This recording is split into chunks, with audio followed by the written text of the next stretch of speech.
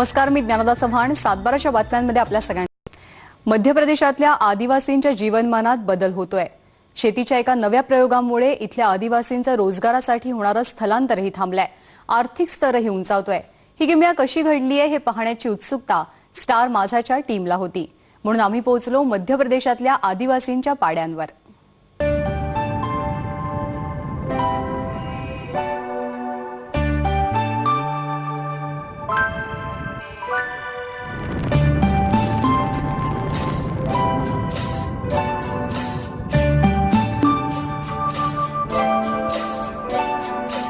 आपण जात आहोत मध्य प्रदेशात. नर्मदा खोऱ्याच्या मध्यावर खरगोन हा सीमा भागातला मागास जिल्हा आहे. दूरच दूर पसरलेले उजाड डोंगर इथल्या परिस्थितीची पुसट कल्पना देऊन जातात.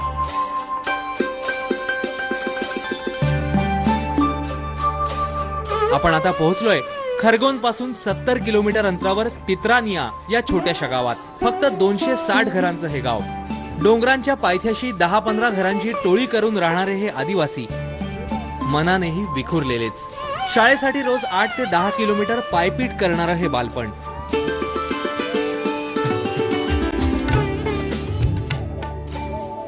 अनोळखी माणसं पाहून घाबरणारी ही मुलं वास्तवापासून कोसो दूर आहेत याची जाणीव होते. या आदिवासी भागात तित्रानियाचे हे आहेत रमेश मंडलोई. पहले एक फसल लेते थे बरसात की, बाकी मजदूरी करते थे बाकी दिन. अभी तो मैं मजदूर बुलाता हूँ. आपलं पोट भरण्यासाठी ते महाराष्ट्रात येऊन मिळेल ते काम करायचे.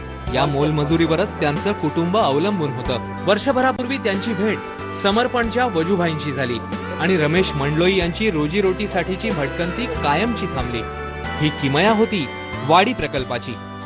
आधा एकड़ में मेरे को 22,000 रुपये की आमदनी हो गई. ये टमाटर बेचा मैंने 5-8,000 की ऐसे कुछ, और अदरक ये अपना भिंडी 9,000 की मिर्ची, 8,000 के टमाटर.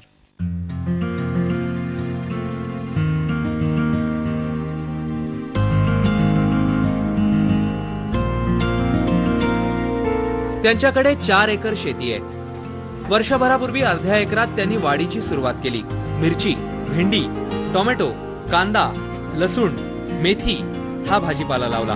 त्यामुळे हातात पैसा खेळू लागला. रोजची गरज भागली. आता वेळ होती भविष्याची तरतूद करण्याची. फळझाडांनी त्यांची ही चिंताही मिटली. केशर आंब्याची 30 झाडं, 20 डाळिंब, 10 लिंबू आणि 10 आवळ्याची झाडं त्यांना शाश्वत उत्पन्न मिळवून देतील. आल्यासारख्या नगदी पिकातून मिळणारा पैसा हा त्यांच्यासाठी बोनसच ठरेल. वाडी म्हणजे बेसिकली ज्याला इंग्रजीमध्ये ऑर्चर्ड म्हणतात. 4-5 तऱ्हेचे फ्रूट्स, काही कॅश क्रॉप्स, ह्याचं मिक्स प्लांटेशन ह्याला वाडी म्हणतात. त्यातून काय होतं की एक तर त्याला सस्टेनेबल लाईव्हलीहूड पण मिळतं आणि त्याचा एक प्रकारचा इन्शुरन्स होतो. कारण 5 वर्षानंतर त्याला फ्रूट क्रॉप्स मदत करायला लागतात. बेसिक उद्देश असा आहे की शेतकऱ्याचं मायग्रेशन थांबावं, त्याला आपल्या शेतावर काम करायला उत्साह यावा. काम करायला उत्साह यायचा असेल तर त्याला इन्कम झाला पाहिजे. आज इथला शेतकरी एकरी जवळजवळ 50,000 ते 60,000 रुपये सुरुवातीच्या काळात सुद्धा कमावतो. म्हणजे कदाचित 4-5 वर्षांनी त्याचं उत्पन्न एकरी 1 लाखापर्यंत जाईल. वाडी प्रयोगाची महती लक्षात आलेले आणखी एक शेतकरी तित्रानियात आहेत. मनसाराम रावत. डोंगर उताराच्या जमिनीतली ही वाडी पहा.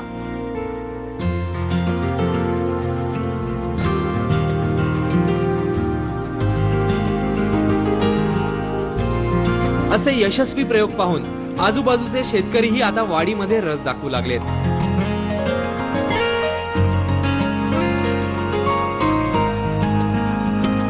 यानंतर आम्ही भेट दिली झाबुआ जिल्ह्याजवळच्या अलीराजपूरला.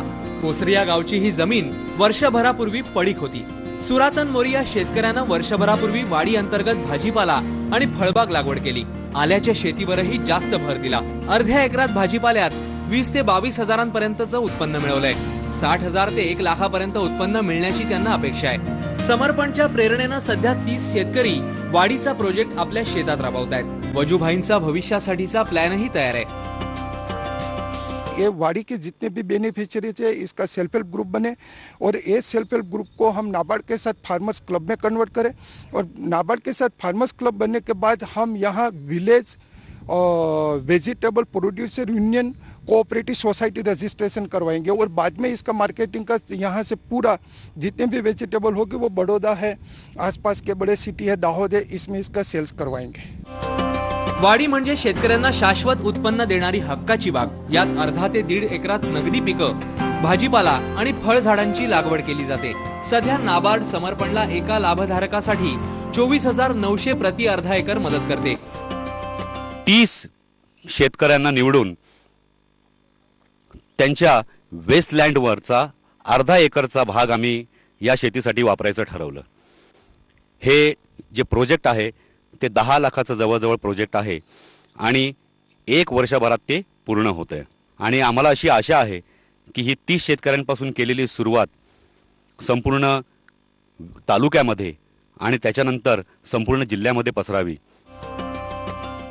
आपली शेती आपल्या कुटुंबाला पोसू शकते हा विश्वास समर्पणने दिला। वाडीमुळे आदिवासींमध्ये निर्माण झालेला हा विश्वास भविष्यात मोठ्या बदलाच्या दिशेने टाकलेलं एक पाऊलच म्हणावं लागेल।